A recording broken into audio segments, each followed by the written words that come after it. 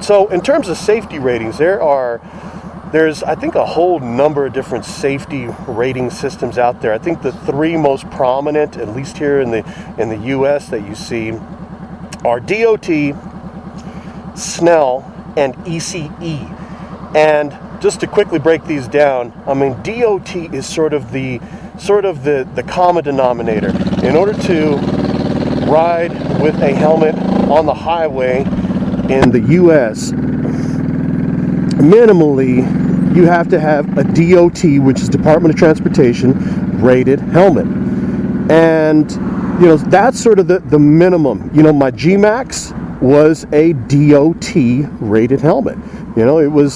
It met the minimum standard.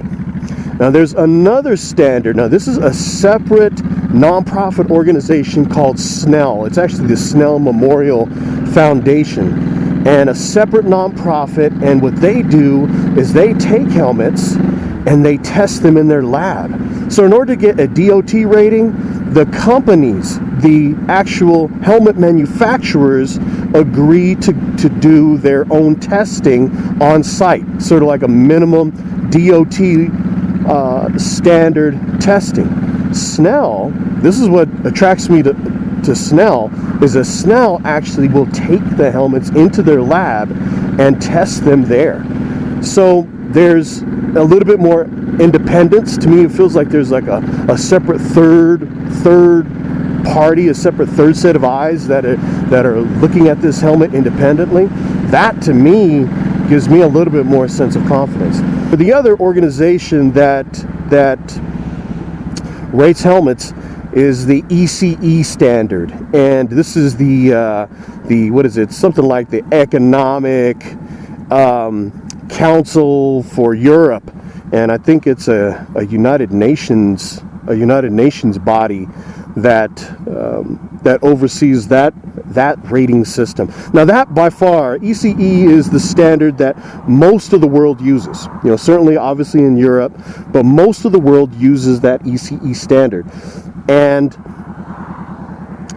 it's debatable whether that standard is higher, has a higher bar than the Snell standard, or even DOT for that matter. I really don't know if Snell even has a higher bar. In terms of comparing apples to apples, it's hard to say with definity, because I'm just a consumer, and I'm not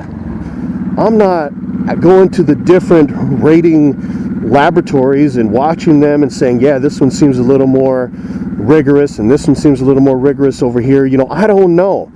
So for me, what I try to do, and what I have tried to do with these last two helmets, with this Shoei Quest helmet as well as the RF 1100, I tried to look for helmets that had a minimum of passing 2 rating standards.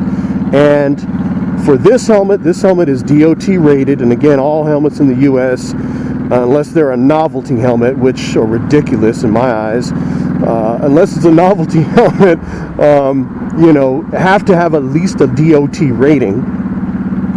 And on top of that, this one has the Snell rating as well. There's some helmets out there that have a minimum rating of DOT, and on top of that, they have the ECE rating as well. So for me, and again, this is not scientific at all, but it just brings me a little more sense of security, a little more sense of peace of mind. Gives me a little more peace of mind knowing that at least this has met the minimum rating standards for at least 2 different organizations, 2 different separate bodies. I forgot to mention Sharp. It is the British government helmet rating program where they do a bunch of tests on helmets and then they actually rate them on a 5-star system. You can go to the website. You don't just have to be in the UK to use this, but you can go and look up different helmets. You see I'm looking up my helmet, my Shoei Quest helmet, and you can see it is indeed a 5-star rated helmet. You can click through some of the impact results here. It kind of shows you the results of the testing that they've done.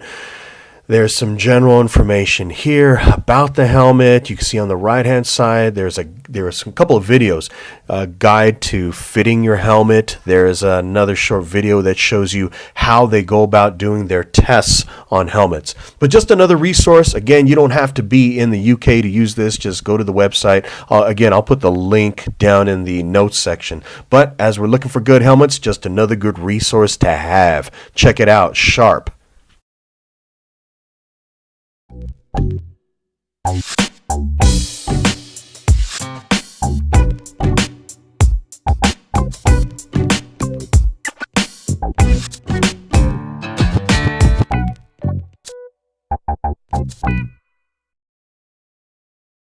State troopers in New York say a motorcyclist participating in a protest ride against helmet laws died during the event this past weekend. 55-year-old Philip Contos was riding with about 550 other motorcyclists in the Independence Ride, an annual event organized by the local chapter of the American Bikers aimed toward education. State troopers say Contos hit his brakes. Then his motorcycle fishtailed out of control and Contos flipped over the handlebars of his Harley-Davidson. His head hit the ground and he was eventually pronounced dead at a hospital. Event organizers are saddened by Contos's death, but they still oppose the mandatory helmet law. We agree if you want to wear one, but we disagree with if we're forced to wear a helmet. State troopers say Contos would still be alive if he'd been wearing a helmet.